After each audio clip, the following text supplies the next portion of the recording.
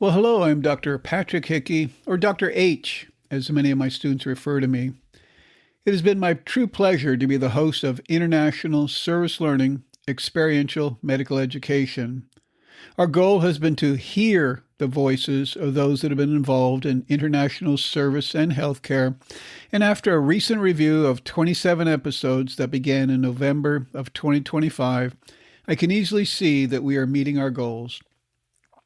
This summer, I want to revisit and re-edit some of those episodes, as each and every episode is quite unique, with all sharing a very common theme, that of stepping out of one's comfort zone and advocating for an underserved population that does not have a voice.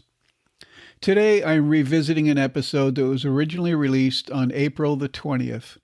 The title of that episode, A Gap Year Service Learning Trip to Belize, confirms a future as an MD, is very fitting, as my guest for that episode, Ava, truly had her life change while on a service learning trip to Belize in February of this year.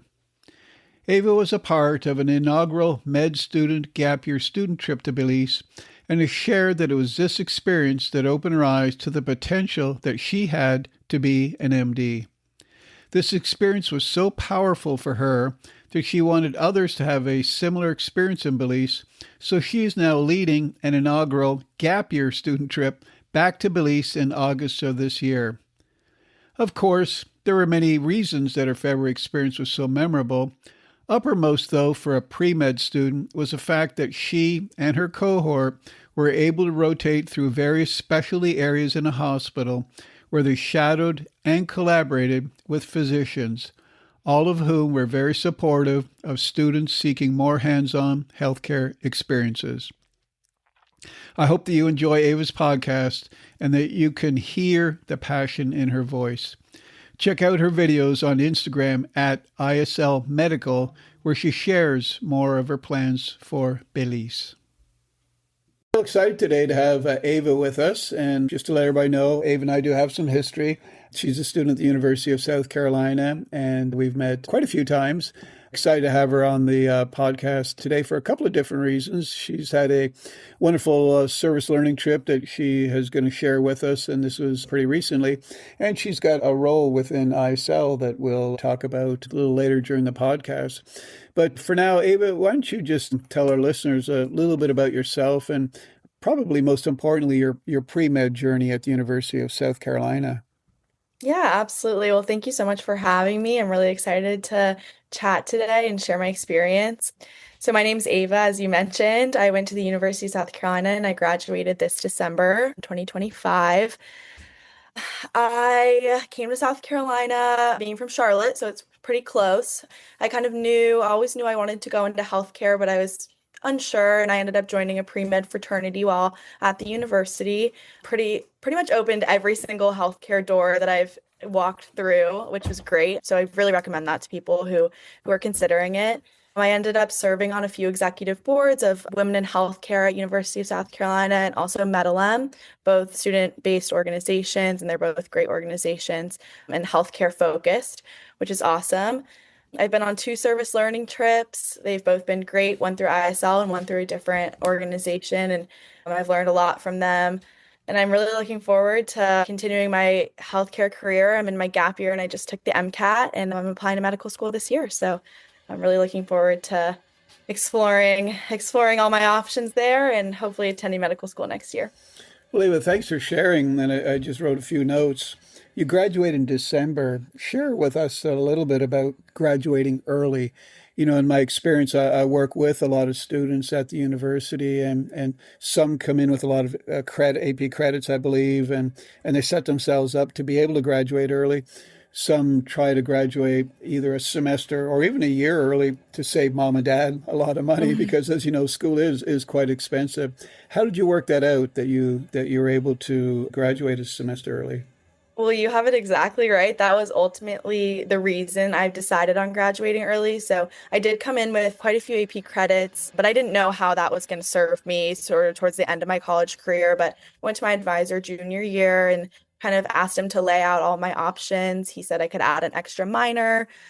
I didn't mention earlier, but I was a biological sciences major and a neuroscience minor, and I was considering adding another sort of more public health-based minor.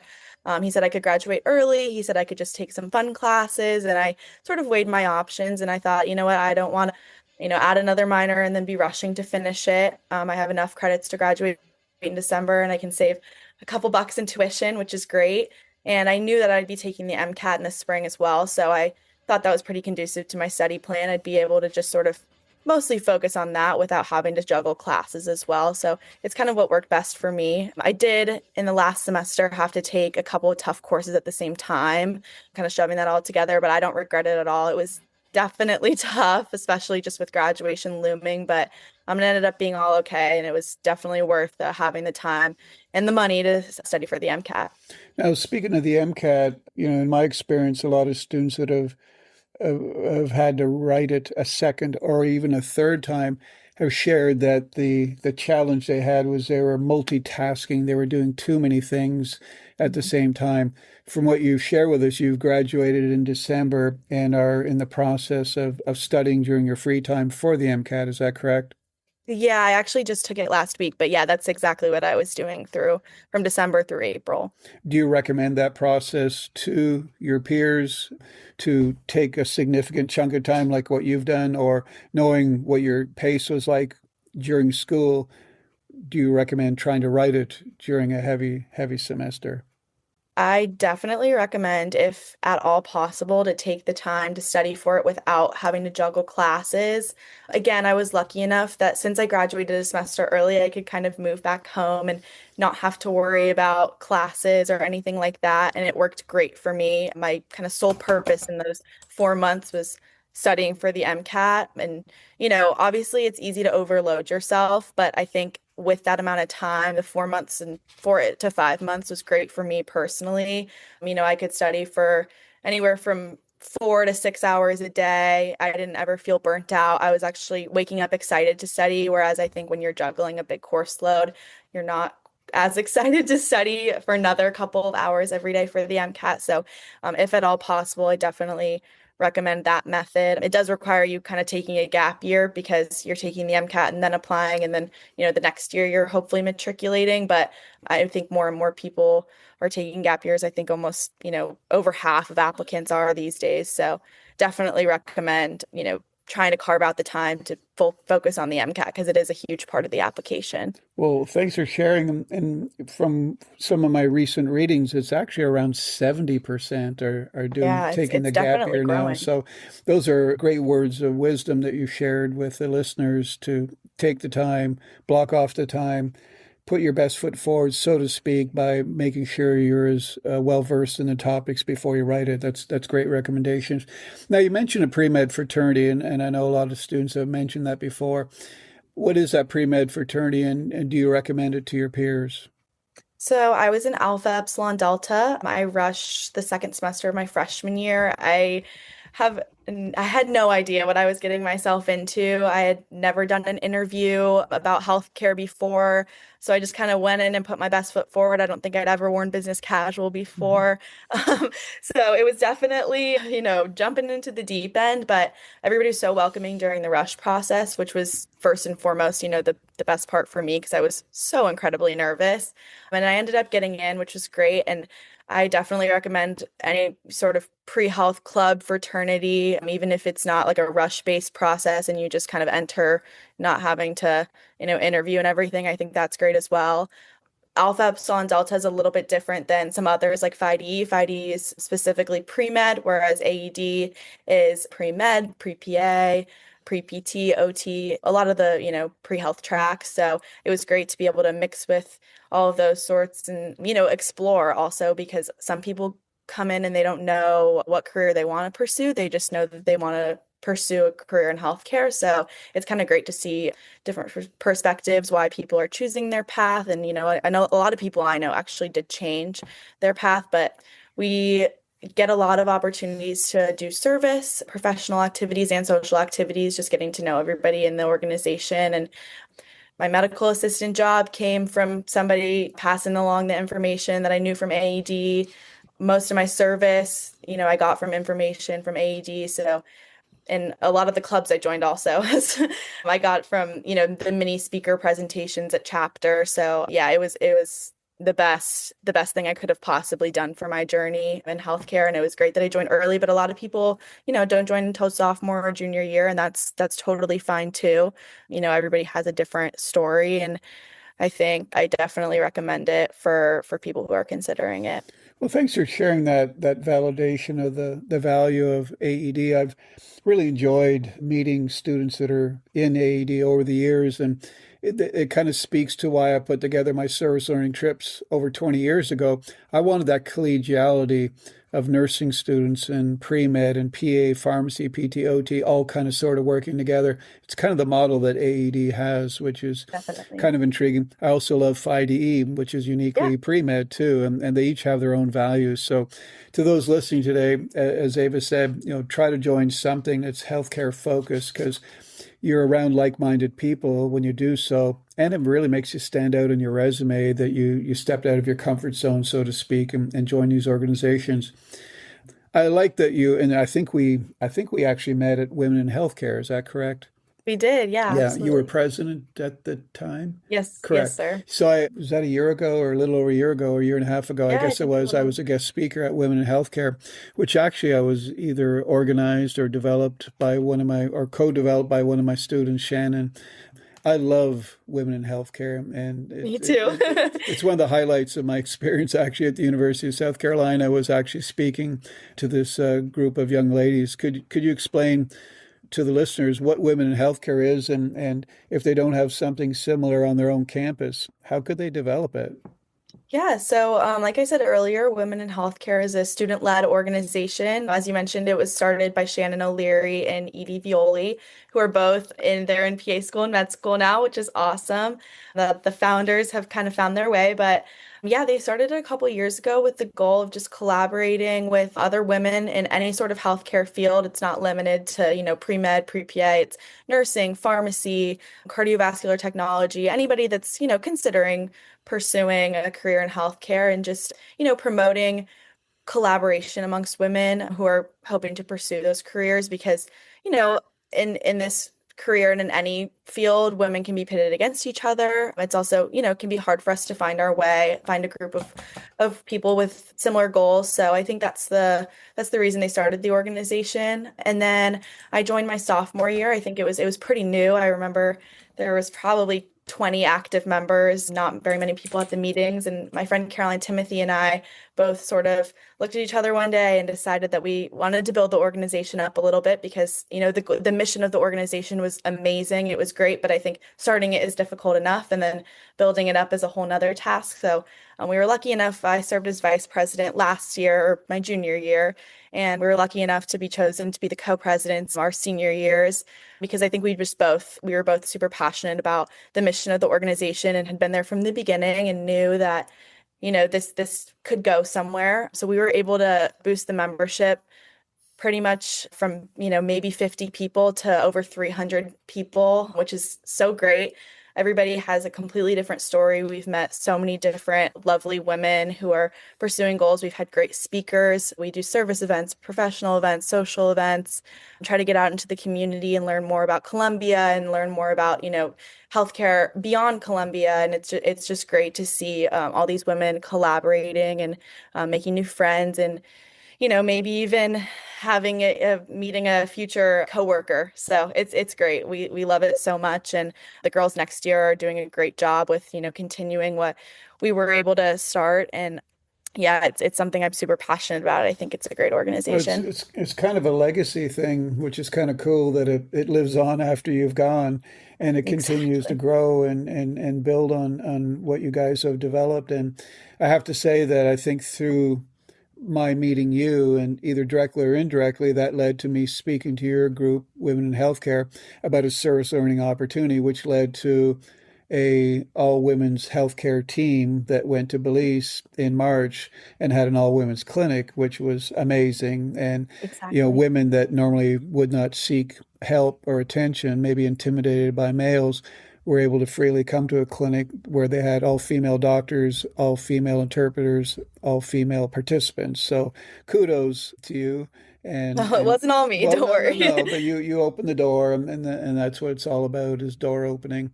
And that leads us on to your trip with ISL. So tell us about your trip. It was an inaugural trip in February of this year in Belize. If you want to share what that experience was like.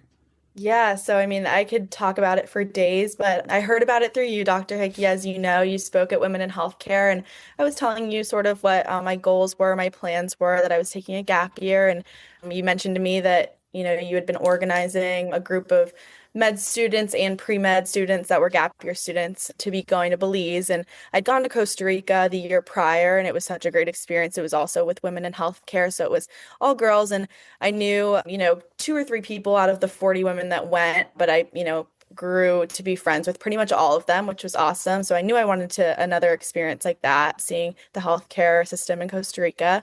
So when you mentioned Belize, I was super excited about that opportunity, particularly because, I'd be working with gap year students, but also with med students who are, for this stage in my career in my life, those are, the biggest mentors to me at this point because they're the next step in my journey.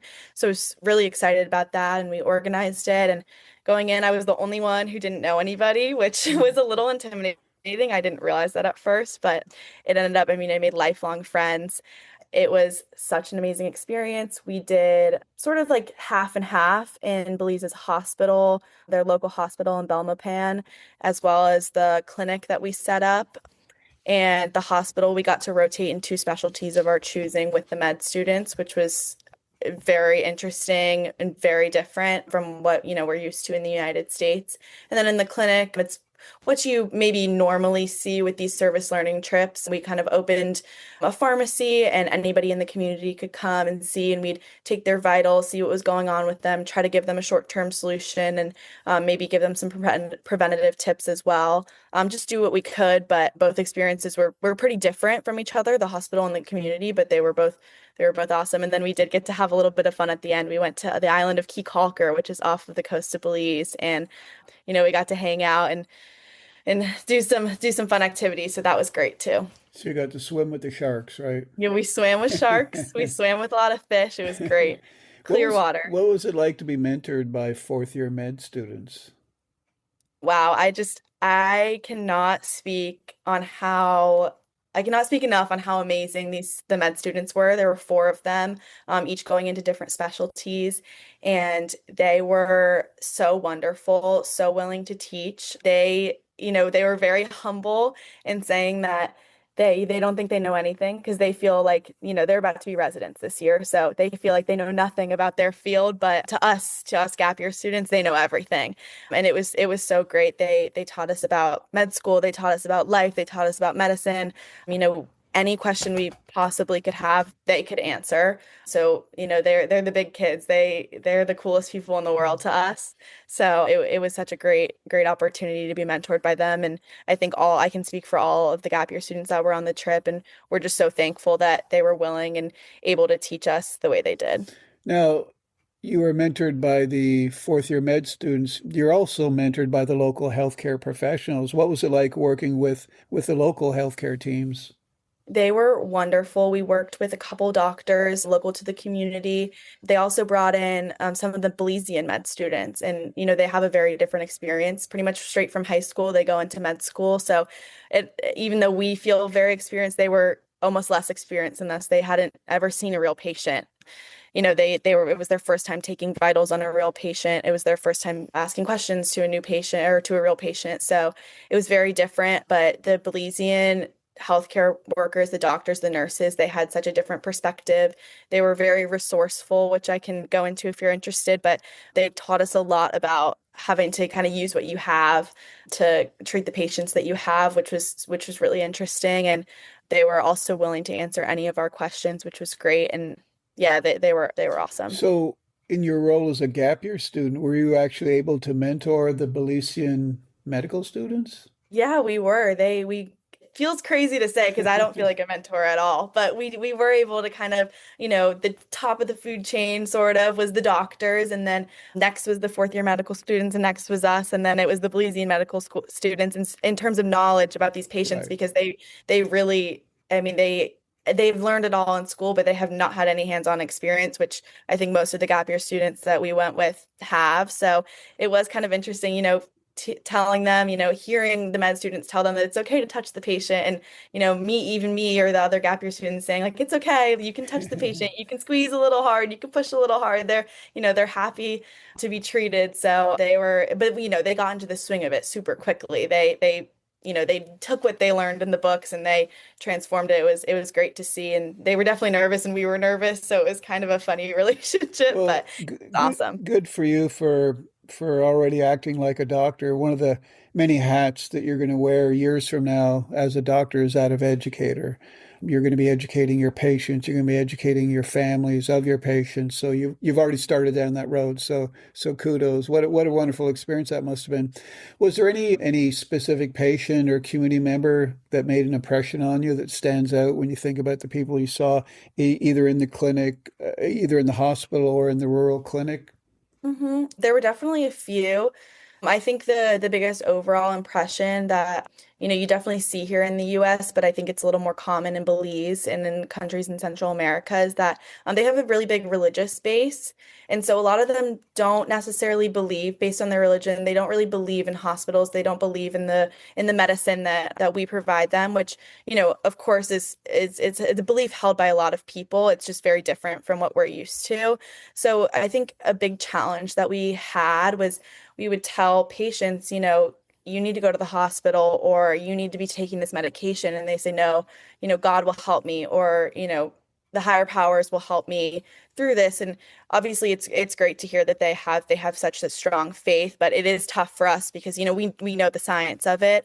So, I think a lot of us do wish that it could be sort of in combination. You can take this medication and also God will help you through this. So it was definitely a unique perspective for us. We had one patient who had a blood pressure of 200 over 100, the highest blood pressure I think most of us have ever seen. And we told him 2 days in a row. He came twice because he clearly did want some advice and he did want help. He wouldn't have, come if he didn't. But we told him, this may this may kill you. I mean, this is a very serious condition that you clearly have, and the doctors at the hospital can, direct you and investigate this more. And he just said, I'm happy how I am. If I wake up one day and I don't feel good and I just have to close my eyes and go back to sleep, that's God's will. And so it was tough for us to hear, but it's also it's the patient's choice and it's the patient's wishes. So I think that was definitely the biggest impact that a lot of the patients did have. They weren't really interested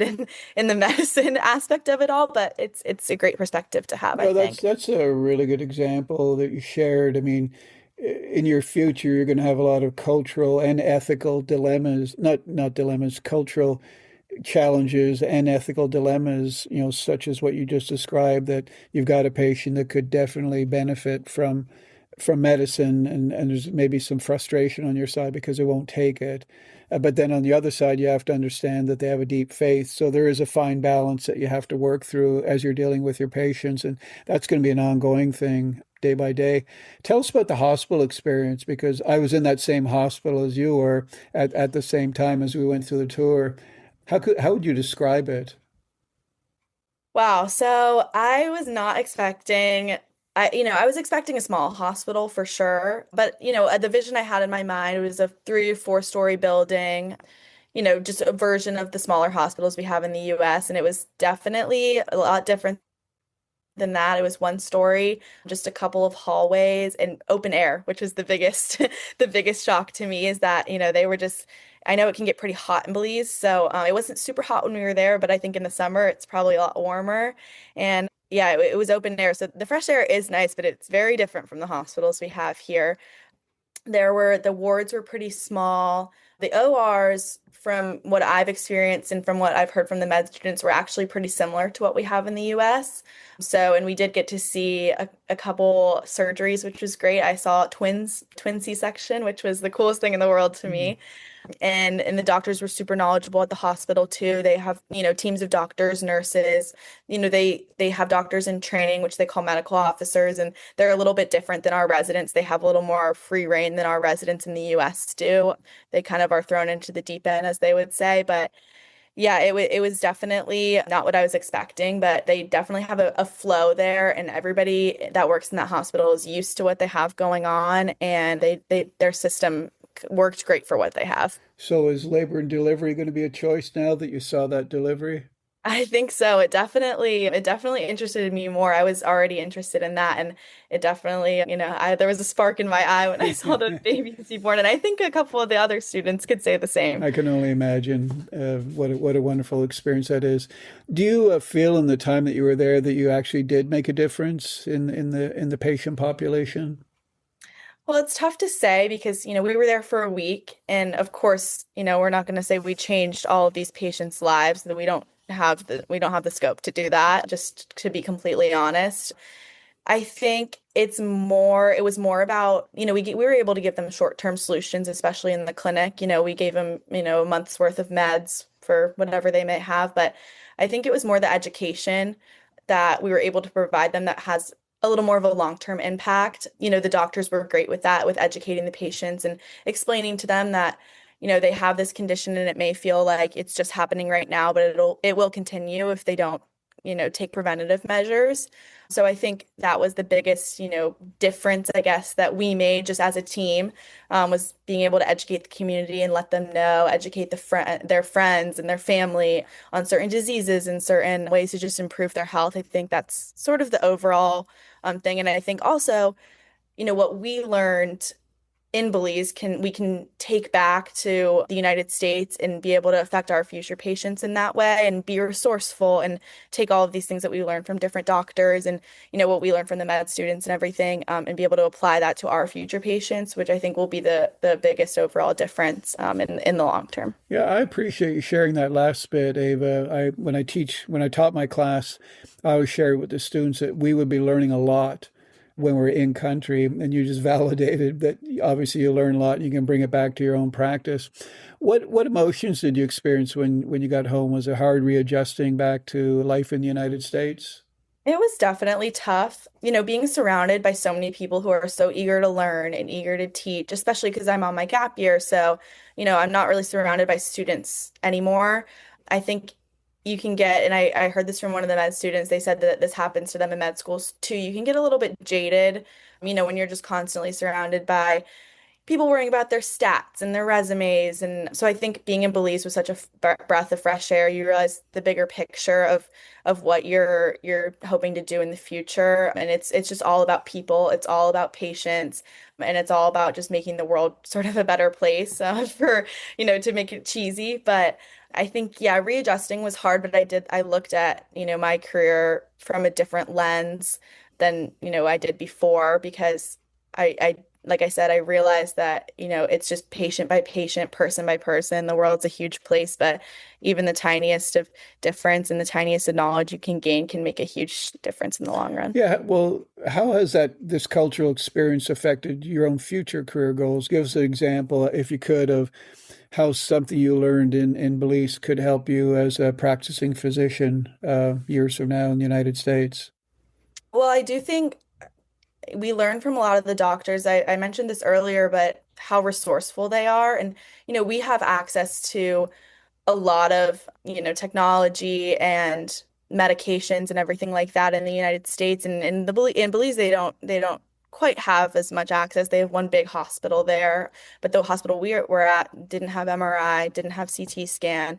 They only had ultrasound once a week. So the doctors were really focused on seeing the patient as is and kind of listening to what they had to say, listening to what they were experiencing, and piecing the puzzle pieces together based on just lived experience and not really what they were able to observe because they couldn't really, visualize, especially the internal sorts of stuff. They couldn't visualize that without any of the imaging that we have.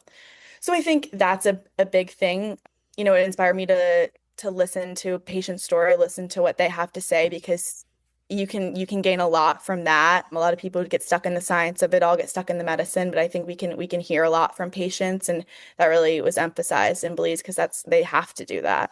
Well, that's great. I really appreciate that you shared that. I used to teach that 65% of the medical diagnosis can be derived from the initial exam, from And I think doing that's just great. what you share, listening to the patient, talking more to them, spending a little bit more time, maybe not ordering as many labs or diagnostics, Mhm. and only order the diagnostics you need just to confirm what you believe is the diagnosis from your extensive interview. So, yeah, it sounds like you learned a lot from the healthcare system down there. It's going to make a huge difference. What would you say, Ava, to those that are kind of on the fence about going on a service learning medical mission trip? They're thinking about the cost is expensive, the time away from family and friends may be prohibitive. Maybe I should go on spring break with my friends and have fun. Why would I want to go to a developing country and extend healthcare? What would you say to those students?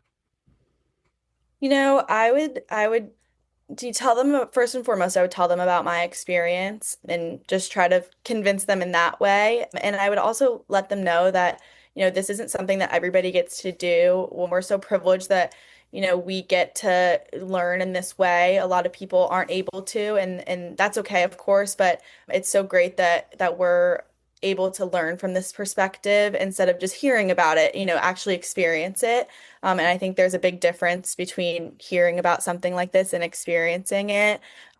Personally, I came out with such a different perspective and outlook on healthcare.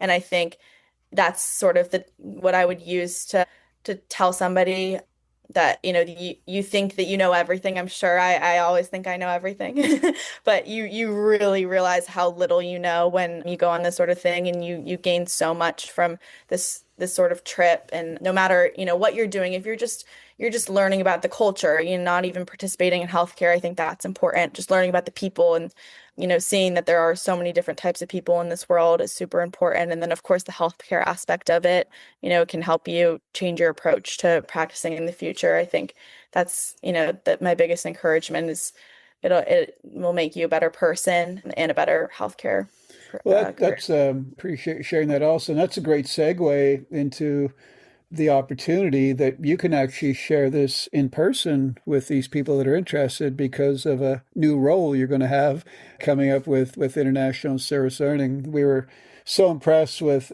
Ava's passion, as you can hear, that I actually reached out to see if she wanted to rekindle that passion. It is still burning quite brightly, obviously, from what you can hear, and to ask if she wanted to be a leader on one of International Service Learning's inaugural gap year short-term trips. And she said, would love to. So tell us about this opportunity that you've got coming up.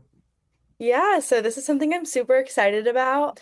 We're going to Belize in August 8th to 16th. That's pretty tentative, but I think I think those will be the dates. It's a team of all gap year students led by myself, but it's mostly just collaborative. We won't have any medical students, but I think, it'll still be a great learning experience. We're trying to do, half of the time in the hospital and half of the time in the community, just like I described. And then we also will have some recreational time at the end, which is great. So yeah, I'm really looking forward to bringing in more students from all different backgrounds, different schools, and share, what my past experience, and also hopefully go through some new things together, learn some new things together. And yeah, I'm super excited to meet a bunch of new people and see how they grow from this kind of trip as well. We're real excited also to have Ava lead this trip. So August 8th to 16th, I believe the price is 20, I 20 believe it, 2,500, I yeah, believe. That's the in-country 2,500. price. Yep. We're going to be posting this podcast, timely podcast, actually, and roll out on our Instagram site and on our website a lot of information about Ava leading this trip. On the ISL website, there'll be a link. If you have any requests of information, you can contact Ava. Also, for the podcast, there's a process where you can send us an email. And for those that are interested, I can connect you with Ava for specifics. For those that have gone on a trip before, Ava's gone with another company on a service learning trip. that's great. But if you haven't been on an international service learning trip, it's a great opportunity. If you haven't been to Belize, it's a great opportunity. If you haven't had a hospital rotation, again, it's a great opportunity. Anything that'll help you to be in a better place for med school. And this, again, is directed at gap year students that are on the pre-med pathway. We're real excited. There'll be more details. Ava's going to be doing a reel, or tell us what you can do on Instagram, Ava. Yeah, I'm just going to make a short video sort of introducing myself and kind of giving a little Spark Notes version of what we're going to be doing on the trip.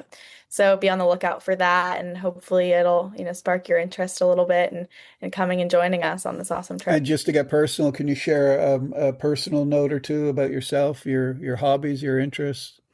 Yeah, okay. I can do that. Well, I'm a lifelong equestrian, competitive equestrian. So I grew up riding horses and I still do. It's mostly for fun these days, but I do compete every once in a while. Like I said, I'm from Charlotte. I love to read. I love movies. I love sort of all forms of media, TV shows, that sort of thing. And I also love to travel. I love to learn about new cultures. I think, Belize has been awesome. Again, I went to Costa Rica and I've been to, all sorts of continents and learned aspects about the world, which I had no idea existed. So, that lived experience is really important to me. And yeah, I'm really looking forward to, I also really enjoy Formula One and tennis. So I'm a big sports person too. So yeah, I think, I think I'll be able to hopefully have, some things in common with most people. So Formula One and not NASCAR, and you're living in the South? I know that people don't really realize the difference. There is a big difference. There's a big difference. There is, and I appreciate that. Well, Ava, thank you so much for sharing with us your participation in that inaugural med student, gap year student trip, and most importantly, sharing with us also, which is really exciting, your leadership role leading the, again, inaugural gap year short-term trip, and this time to Belize. More information will be shared on the ISO website, and then you'll be sharing a lot of information on our Instagram site. And there'll be lots of opportunities for people to reach back out for information. So any last words to our listeners before we sign off? Well, I just wanted to thank you so much for having me. And I'm really looking forward to hearing from everybody who may be interested or may know someone who may be interested. I'm happy to share so much more information. We have a limited time frame, but I have so many stories to share. And if I can encourage you at all to join us, that's great. So I'm really looking forward to hearing from everybody. And from my perspective, having just been to Belize when Ava was there with her team, it's an unbelievable experience. The hospital's fascinating. The country's fantastic. The accommodations are unbelievable. So many recreational activities, so many cultural activities. Key Cocker, the island's just to die for. I've been there so many times and can never get enough of it. Just very laid back. Belize itself, tropical country, beautiful people. Both of us could go on and on, I'm sure, but let's leave it at that. Thank you, Ava, again for joining us today, and I look forward to following your progress as leader of our upcoming trip to Belize. Thank you so much. I really appreciate it. I want to sincerely thank our guest, Ava, for her willingness to join us on the International Service Learning Experiential Medical Education podcast. But most importantly, I want to thank Ava for the passion that she has shared with us. Ava is a great ambassador for pre-med, gap year students, and for service learning. Her future patients and their family members will be very privileged to have her as their healthcare provider. I am hopeful that by sharing details from her service learning trip and now her new role as an ISL gap year student leader, that she will inspire gap year students to step out of their comfort zones and to go for it as far as pursuing a similar opportunity.